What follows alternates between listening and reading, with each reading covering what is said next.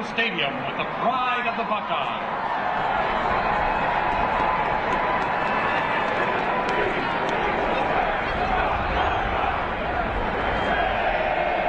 It was a bloody summer a century and a half ago when two great armies marched into history in a little town in eastern Pennsylvania.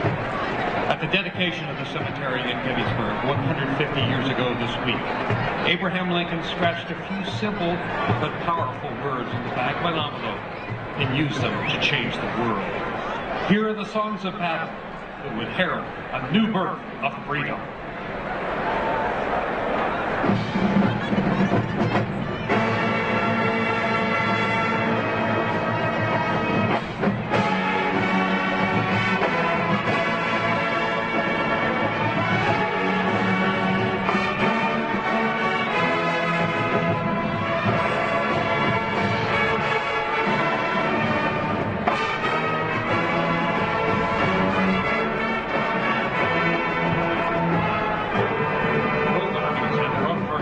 The battle cry of freedom.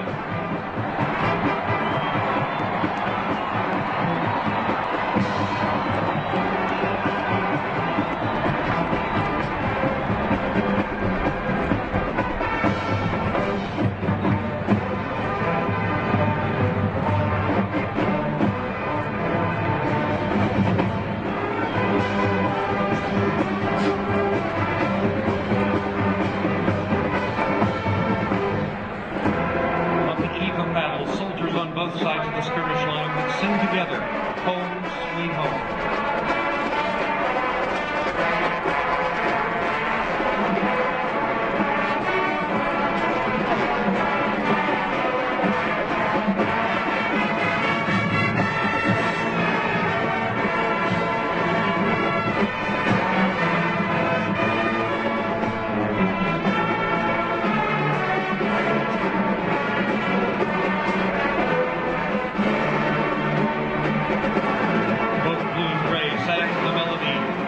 Johnny comes marching home.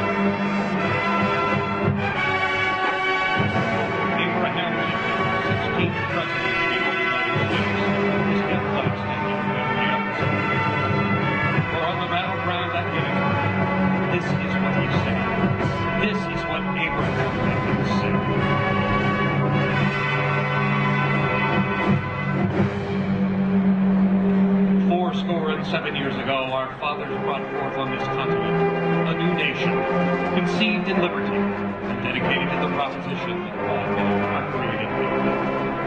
Now we are engaged in a great civil war, testing whether that nation or any nation so conceived and so dedicated can long endure. We are met on a great battlefield of the war. We've come to dedicate a portion of that field as a final resting place for those who here gave their lives. That nation it is altogether fitting and proper that we should do this. But in the larger sense, we cannot dedicate, we cannot consecrate, we cannot hallow this ground.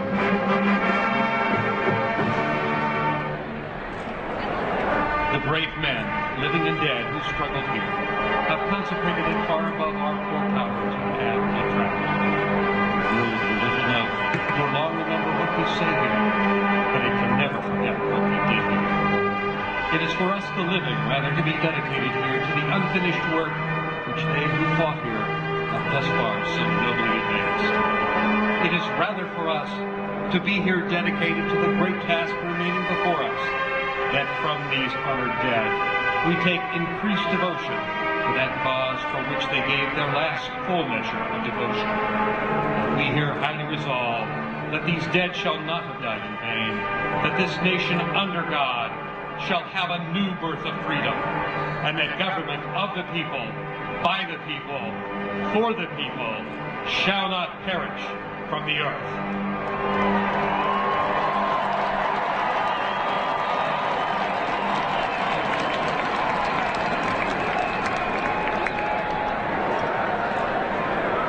150 years after Gettysburg, Lincoln's light of freedom still shines. The torch has been passed to a new generation of Americans, tempered by war and unwilling to witness or permit the slow undoing of those human rights to which this nation has always been committed. Those words, spoken by another president, John F. Kennedy, lost to us almost 100 years to the day after Lincoln's address. In their honor, we join hand in hand, another generation of Americans marching together, following the light of freedom.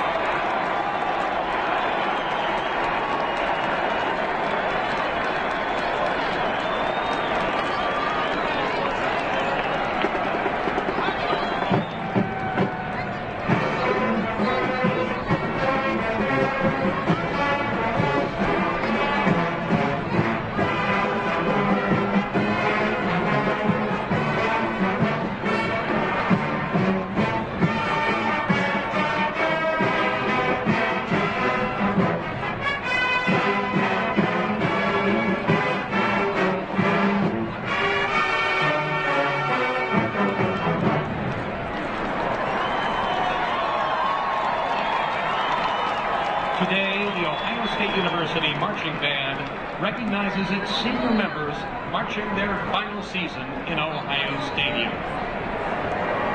Bruce Allen, Matt Argentine, Nick Ader, Nathan Baracco, Kristen Bartholomew, Andrew Boring, Robert Reese, Drew Browning, Joshua Clausen, Benjamin Kogan, Eleanor Cooper, Adam Day, Sean DeLong, Andrew Desmond, Cody DeWitt, Brian Engel, Matt Engel, William Irby, Jacob Evans, Todd Fessler, Andrew Giljohn, Tess Green, Kyle Grossman, Alexander Hall, Andrew Hall, Mark Hartman, Eric Hill, Tim Haverman, Tyler Johnson, Alex Jones, Paul Kenny, Steve Kirschmar, Kyle Curley, Kayla Crocker, Pete Lafferty,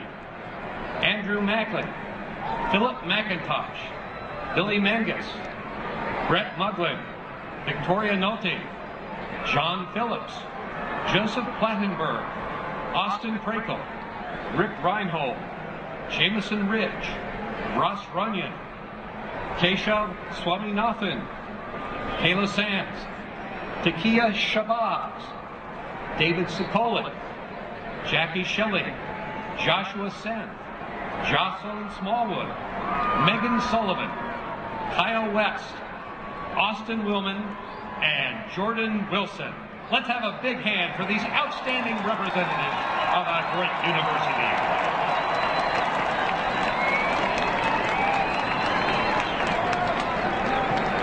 Joining these departing seniors is a man who needs little introduction in Central Ohio, a former member of our percussion section in the 1960s and best known to many as the longtime anchor at WBNS 10 TV. Dave Kaler has generously given his time to serve as a band announcer since 1985. No one has been more committed to the OSUMB, and upon his retirement, we thank him for his endless enthusiasm and steadfast support for both the band and our alumni. Good luck, Dave. Go Bucks.